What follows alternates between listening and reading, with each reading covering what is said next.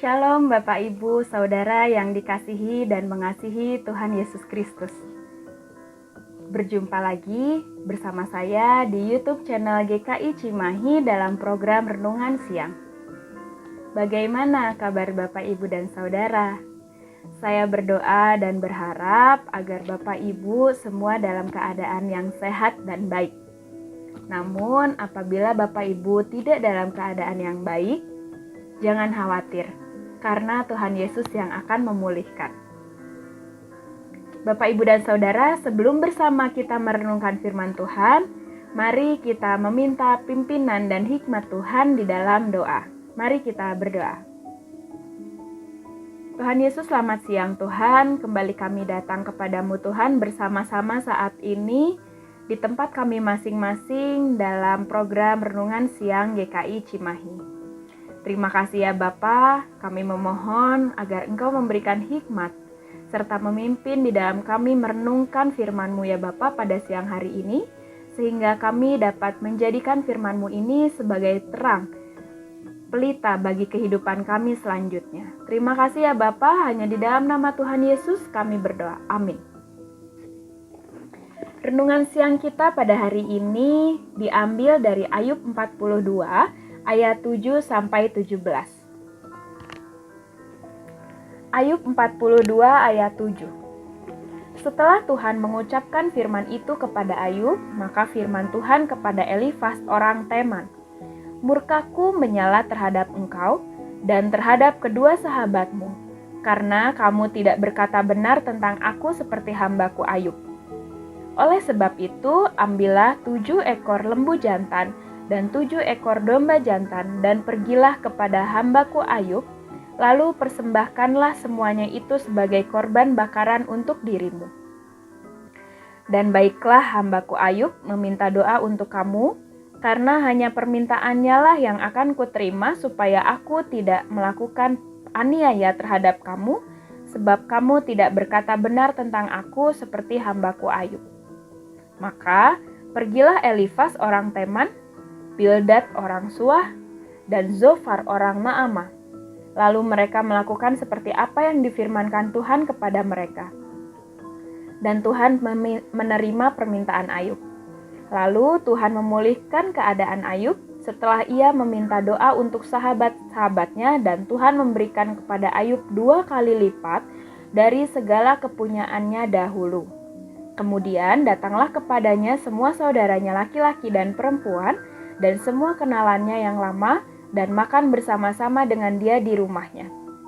Mereka menyatakan turut berduka cita dan menghibur dia oleh karena segala malapetaka yang telah ditimpakan Tuhan kepadanya. Dan mereka masing-masing memberi dia uang 1 kesita dan sebuah cincin emas. Tuhan memberkati Ayub dalam hidupnya yang selanjutnya lebih daripada dalam hidupnya yang dahulu. Ia mendapat 14.000 ekor kambing domba dan 6.000 unta, 1.000 pasang lembu dan 1.000 ekor keledai betina. Ia juga mendapat 7 orang anak laki-laki dan 3 orang anak perempuan. Dan anak perempuan yang pertama diberi nama Yemima, yang kedua Kezia, dan yang ketiga Keren Hapuk. Di seluruh negeri tidak terdapat perempuan yang secantik anak-anak Ayub, dan mereka diberi ayahnya milik pusaka di tengah-tengah saudara laki-laki. Sesudah itu Ayub masih hidup 140 tahun lamanya. Ia melihat anak-anaknya dan cucu-cucunya sampai keturunan yang keempat. Maka matilah Ayub, tua dan lanjut umur.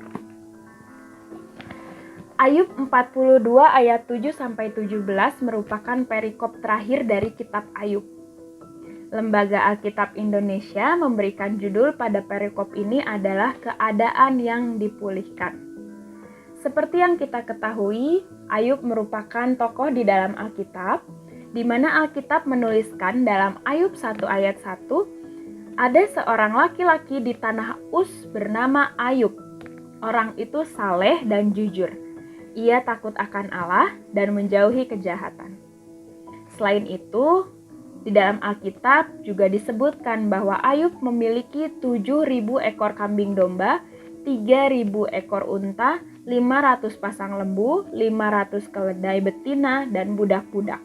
dalam jumlah yang sangat besar, sehingga orang itu adalah orang yang terkaya dari semua orang di sebelah timur. Namun, dalam sekejap, kekayaan yang Ayub miliki semua habis.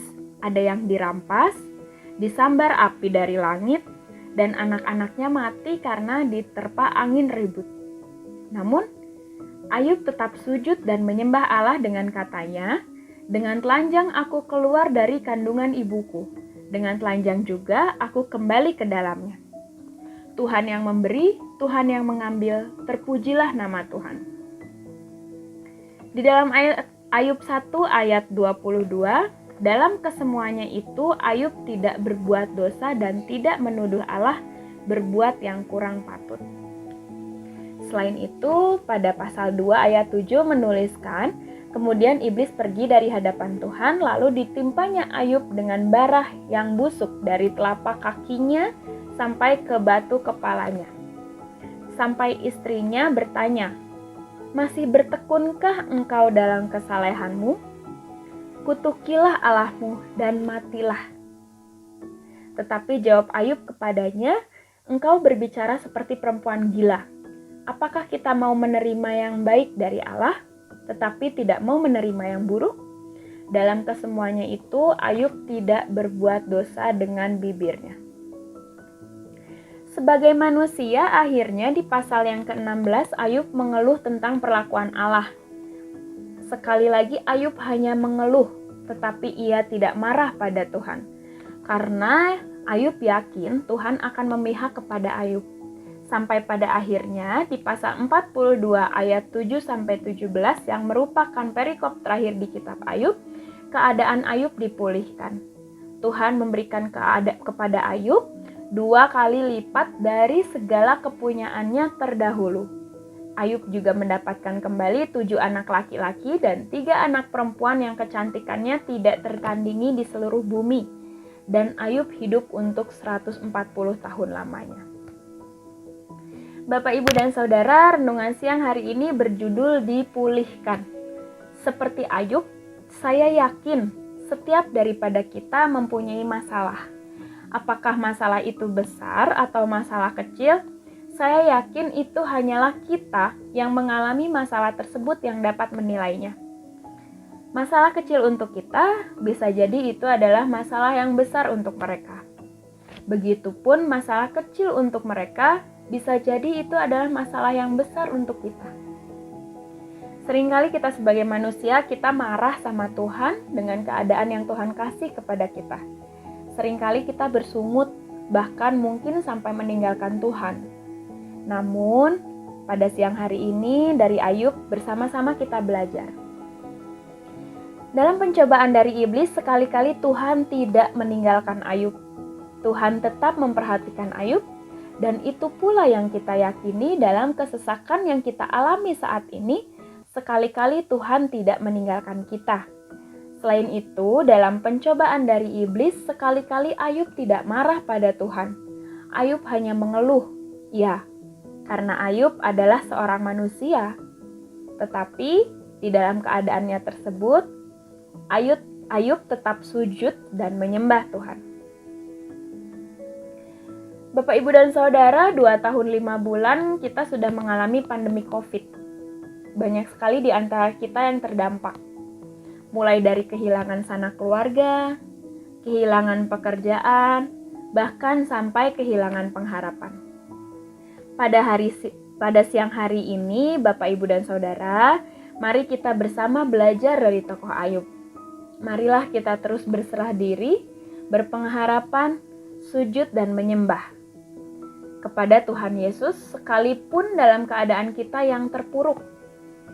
Karena sekali-kali Tuhan tidak pernah meninggalkan kita anaknya yang berserah pada Tuhan. Dan pada waktunya Tuhan, kita bersama-sama akan dipulihkan, dilegakan, bahkan diberikan kelimpahan. Semoga renungan siang hari ini dapat membawakan ketenangan bagi kita semua, sehingga kita dapat dipulihkan secara bersama-sama. Tuhan Yesus memberkati.